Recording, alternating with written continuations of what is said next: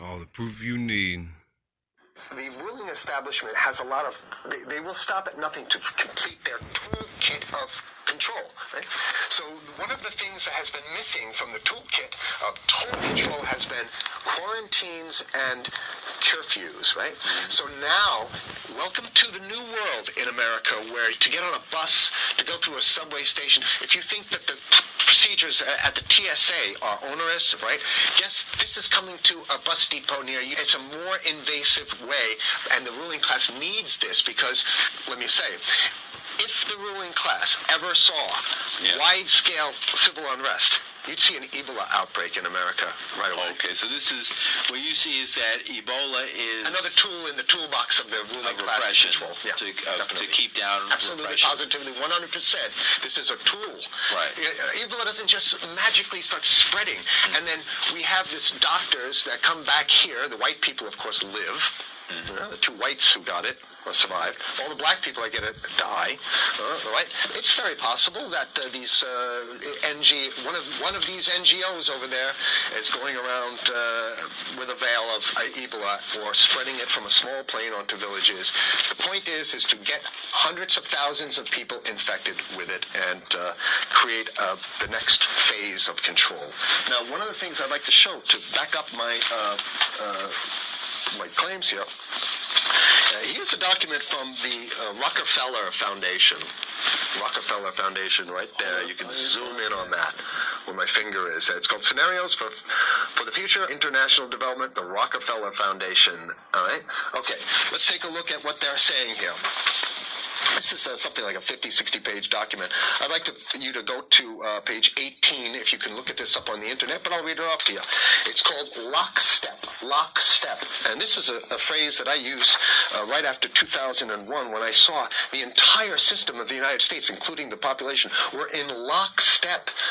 So the Congress went along, and yes, it was Osama bin Laden, and the people waved their flag and said, I hate, hate, hate, hate, and everything was in lockstep. Well, in 2010, they published this, Rockefeller Foundation, and here's what they're saying.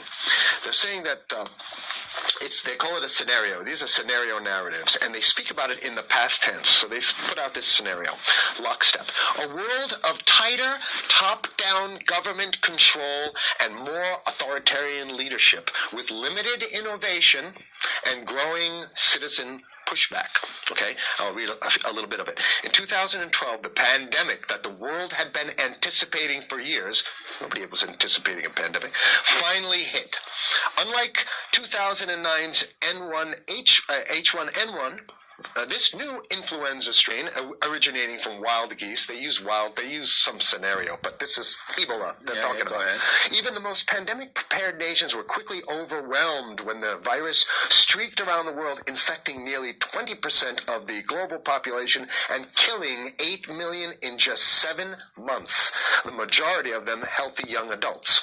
The pandemic also had a deadly effect on economies. You can see that agenda, just naked, raw, naked control agenda written down, and it's anybody's guess how this becomes effectuated in real life. So whether this is written specifically as marching orders or whether people take it upon themselves in the intelligence networks to say, okay, well, this has been produced, so this is the plan here. But these narratives have to be written in advance because the intelligence agencies don't know how to do these narratives. They need help. So these think tanks, they come up with these like Rand Corporation, Rockefeller Foundation.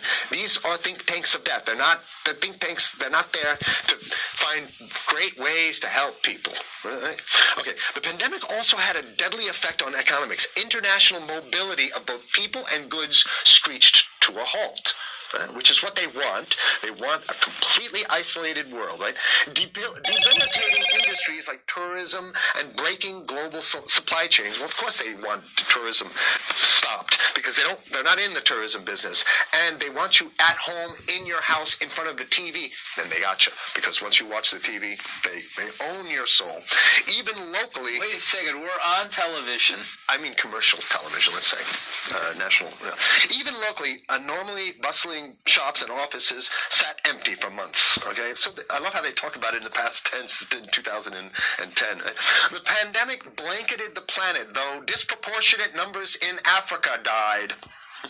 Southeast Asia and Central America, where the virus spread like wildfire. It sounds like the opening monologue of a disaster movie, right? Exactly. Now listen, here's the good stuff now. But even in developed countries, containment was a challenge. Now here's this one. I love this one. The United States' initial policy of strongly discouraging, in quotation marks, strongly discouraging citizens from flying proved deadly in its leniency. So they're saying, that... No, keep going. Read it. Just proved deadly in its leniency. So they should have been tougher, right? Accelerating the spread of the virus, not just within the United States, but across borders. However, a few countries did fare better. China, in particular. The Chinese government's quick imposition and enforcement of mandatory quarantine for all citizens, as well as its instant and near hermetic sealing off of all borders, saved millions of lives, stopping the spread of virus far earlier than in other countries. So the message is here is we have to look towards the Chinese, the oppressive totalitarian Chinese regime as an example of what we need to be doing here. And of course, the ruling class here loves the Chinese regime because they have demonstrated to the ruling class the most efficient form of capitalism, which is authoritarian capitalism. So we have capitalism, but unfortunately we have this I get it. We have this veil of democracy. This is very interesting. Continue on. Okay. China's government was not the only one that took extreme measures to protect its citizens from risk and exposure. During the pandemic, national leaders around the world flexed their muscles, flexed their authority, and imposed airtight rules and restrictions. You can see the agenda. Go. Okay. From the mandatory wearing of face masks to body temperature checks at the entries to communal spaces like that's what's happening right now. Yeah, but soon it's going to be like body. It'll be at the subway. Yeah, well, is that what you're saying? We'll be going through this in the subway, to get on buses and the subway, absolutely, things like that. And what this means though is don't think about having a cigarette, a joint on you, or basically you can't. This is a dragnet for everything. So, if in order for you, in other words, just like with stop and frisk, this is ultimate stop and frisk. This is the ultimate cavity search kind of thing. All right. So during the pandemic, national leaders around there flex their authority. Now there's some good stuff. Listen to this. And even supermarkets, they want body checks at supermarkets. Okay, so basically what they're saying is they're building a system where every move you make, you got to go through them. You can't get food. What happens if you go to the farmer's market? Here's the good stuff now. I mean, it just keeps getting better. Even after the pandemic faded, this more authoritarian control and oversight of citizens and their activities stuck. And even intensified. That's the whole point. So they're going to get rid of... Did that happen already with 9/11? Of course. 9/11 was how many, 14 years ago, and we still have all these draconian rules. So they're going to put the body cavity USA, searches Patriot, and all that. That's right. Stuff. So in order to get to the supermarket, you got to have a body cavity search. And then when there's no more Ebola, well, you know what? We kind of like this way because we have a complete infrastructure of a control grid.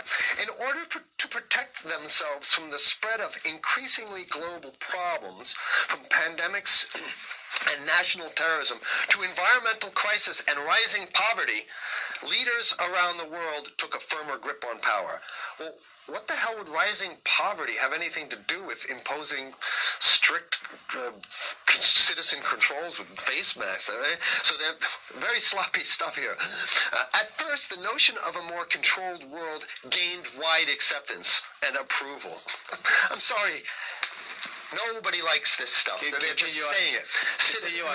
I have to provide analysis. We only have 5 minutes left, so that's my God, okay. Citizens willingly gave up some of their sovereignty and their privacy to more paternalistic states in exchange for greater safety and stability. I mean, that's just a complete naked contradiction to the famous saying that if you think you're going to give up a little bit of security, I mean, if you're going to give up your freedom for security, you're going to get neither. That's the long-standing thing. And here what they're doing is They're not even ashamed or embarrassed to absolutely say the exact opposite. They're saying, yes, we all want to give up our privacy and sovereignty for more stability and security and stability. So you don't get that. When you give it up like that, you get the shaft. Can you show us the cover again of what you were just reading? One more time, and then I have two more documents. Right, this is what we were reading here, and just zoom in a little bit so folks can see it. He'll zoom in, don't worry, you can relax. Right. And scenarios for the future of technology and international development. Okay. Now I have two more documents. Keep it zoomed. We have the National Security Memorandum of December 10th, 1974. This is Henry Kissinger's brainchild. The National Security Memorandum number 200. You can look that up on your internet. I'll summarize it. He says that there's too many people. We got to get rid of the population. So to answer your question, from earlier. Yeah, he says he used the word depopulation, which is different. Depopulation means killing people that already exist, and it's to get the minerals because we need the minerals. And here's another one. The CDC has a patent on Ebola. They patented it. Yeah? Right. So basically, if you want to get a cure for your Ebola, you got to go. It says it right up here, right? It says human Ebola virus species and compositions and methods thereof, and it's a patent. It's a patent. They patented the mainstream plus something like 17 other strains of it. So they own it now, and I don't know how exactly you can own that, but apparently they've done the same thing. Yeah, I didn't think you could own a natural. Yeah, you can. They've. I guess the main thing to finish off this show is this: that they want to get more control, and it's going to be curfews and quarantine. So what I'm saying is that unless the American people start to get some new way to revolt, a new way to organize, new way to protest, unless we can break through the apathy, because that's what we have here, then it's going to be a slave state here. The ruling class doesn't seem to have too much resistance. They're getting everything on their Christmas shopping list, and they've been wanting quarantines and curfews for a long time. Now they got it. And if you want to live in a world where you're tricked into all this stuff because it's for your safety, right? And if you want to have a probe and make sure you got to check your pockets, make sure you don't have anything incriminating on you before you go out, and when you step out of your house, you want some police there to monitor and see what you're doing. If that's the world you want to live in, be apathetic. Don't do anything. You're going to get that world very soon. It's coming your way, definitely.